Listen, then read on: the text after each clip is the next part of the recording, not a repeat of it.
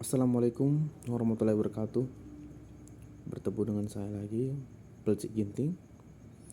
Kali ini kita akan membahas politik yang ini udah tanggal 15. Tidak sampai 1 bulan lagi kita akan mengadakan pesta demokrasi, pemilihan presiden dan wakil presiden, anggota DPR RI, DPR provinsi, DPRD kabupaten kota, DPD. 5 ini yang akan kita pilih di tanggal 14 Februari di bulan 2. Situasi politik saat ini ya sepertinya udah mulai panas ya kan, saling sikut menyikut. Kabar terbarunya PDIP bakal mengeluarkan seluruh anggota keluarga Jokowi dari partai besutan Megawati itu.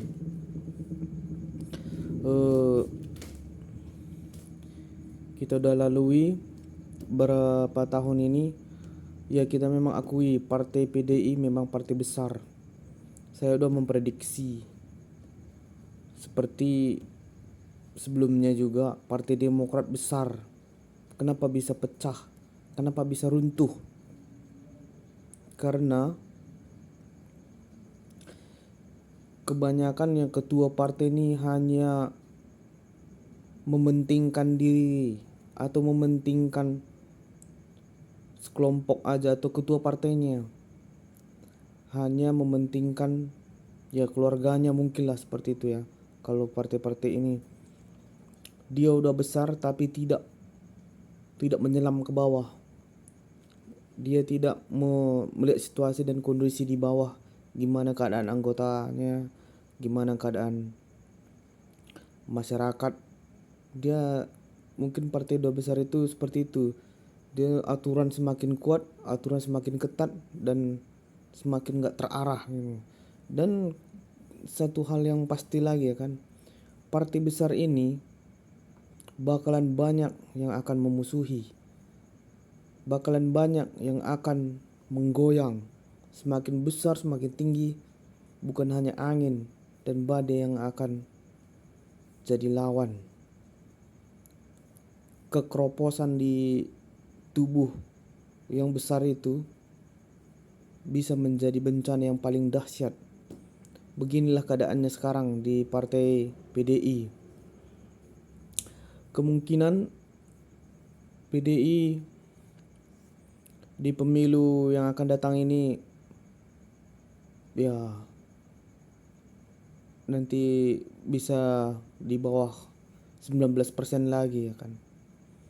Sama kayak SBY dulu, Partai Demokrat hancur karena korupsi, karena partainya ya dianggap sebagai partai yang mungkin hanya membutuhkan kekuasaan gitu. Seperti ini juga lah kejadiannya. Jadi kalau partai yang besar itu kita harus melihat situasi dan kondisi, apalagi ketua partai. Jangan egoisme. Kita harus lihat juga anggota, kemauan anggota gitu kan. Bagaimana keadaannya, bagaimana kelanjutannya. Partai itu tidak harus monoton terus. Kita ini di Indonesia, bukan di Amerika. Di Amerika cuma 2 partai, Republik sama Demokrat. Di Indonesia banyak partai. Kalau nggak dibatasi bisa sampai 50 partai. Kita kan dibatasi cuman ya karena harus ada kantor cabang di kabupaten, kota di seluruh Indonesia. Kalau tidak dibatasi dengan itu, wah sampai ratusan partai di Indonesia ini. Jadi politik ini, pemilihan ini tanggal 14 Februari ini mungkin agak panas nanti sampai hari hanya ya kan. Kita lihat lagi lah apa yang akan terjadi. Ada juga yang terbaru, Marwar Sirait hengkang dari PDI karena mungkin dia udah tahu bakalan PDI mengeluarkan Jokowi juga dari PDI, tapi surat keputusan resminya belum dikeluarkan. Ya kita ikuti aja nanti apa yang akan terjadi ya kan. Eh Terus Jokowi, kepuasan masyarakat sampai 70-80% kata Maros Raid. Ya, kemungkinan iya benar seperti itu. Karena apa? Jokowi melaksanakan tugas ya sepenuh hati. Dia mau presiden, wali kota, gubernur sama aja. Dia datang ke tempat-tempat yang tidak terduga. Dia datang ke rumah-rumah masyarakat. Ya, yang paling sering didatangi itu yang kalau dia apa itu warga-warga yang miskin lah. Jarang orang kita lihat rumah-rumah yang besar megah itu didatangi. Enggak, jarang. Jadi masyarakat juga tahu siapa yang hatinya bersih, siapa yang hatinya tulus untuk masyarakat. Tahu masyarakat dari kerjanya ini yang mau hampir 10 tahun ini. Jadi masyarakat pun ya di pemilu ini nanti, di pemilihan ini nanti jangan terpecah-pecah lah. Walaupun siapapun presidennya, siapapun partainya yang besar, ya sebagian masyarakat tetap seperti ini. Kondisinya nggak berubah gitu. Yang berubah nanti ya orang yang mendapatkan berkah dari Tuhan gitu. Kecuali orang yang nipu-nipu. Ya kita gini-gini terusnya gitu. Kalaupun siapapun menang. Tapi kalau presidennya bisa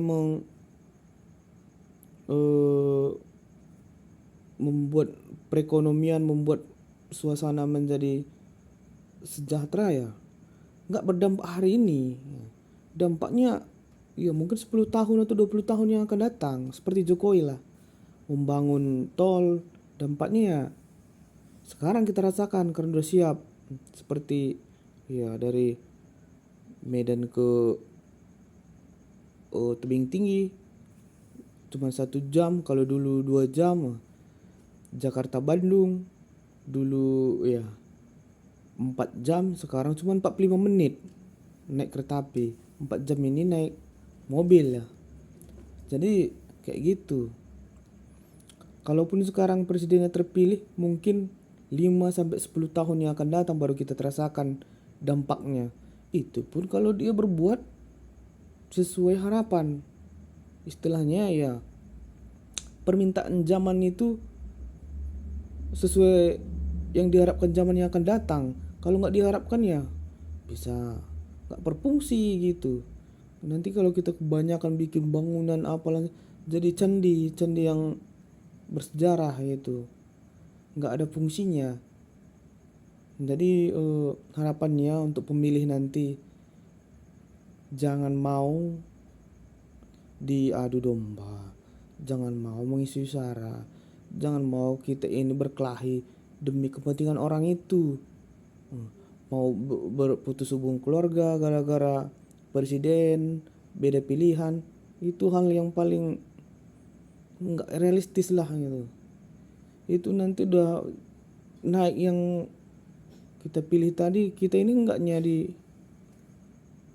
pedulikan gitu, istilahnya nggak terlalu dispos sekali walaupun kita berantem untuk demi dia gitu. Jadi politik itu fleksibel lah, jangan monoton gitu, jangan baku, jangan kaku gitu. Kita lihat dulu Prabowo sama Jokowi, ada cebong lah sama kampret, pecah lah antara cebong sama kampret, bisa berantem lah. Sekarang Jokowi sama Prabowo gabung. Jadi yang bilang dulu kecebong sama kampret ini menjadi kayak ketipu kan, kayak terhianati. Ya gitu memang politik ini. Politik itu jangan baku lah. Kita fleksibel. Yang penting kita tengok ya ini baik, ini tidak. Jangan ikutin. Istilahnya disuruh kita ini milih ini pro ini, pro itu. Nggak apa-apa dalam ucapan kita pro ini, pro itu, tapi dalam hati kita ya udah nggak apa-apa. Aku milih yang ini gitu. Nah, gitu. Jangan mau ribut gara-gara beda pilihan. Biarkan aja di dalam mulut kita ya kita dukung dukungan dia, tapi dalam hati kita dan kita yang memutuskan nanti tanggal 14 gitu. Jadi harapannya itu tadi, partai yang besar itu jangan terlalu gegabah, jangan terlalu otoriter, dan jangan terlalu gila kekuasaan. Jangan mentang-mentang partai besar udah merasa lebih hebat dari semua, lebih hebat dari presiden manapun. Jangan, karena partai ini pun bukan isinya isi kekeluargaan. Itu banyak gabungan orang-orang juga kan.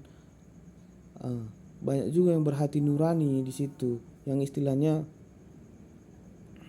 dia memikirkan bagaimana perasaan masyarakat. Ada juga anggota DPR ini yang begitu, anggota partai ini yang memikirkan perasaan masyarakat. Jadi jangan kita mementingkan diri sendiri, mementingkan ego kita, mengabaikan hak-hak orang lain, mengabaikan atau merendahkan orang lain. Jangan seperti itu ya.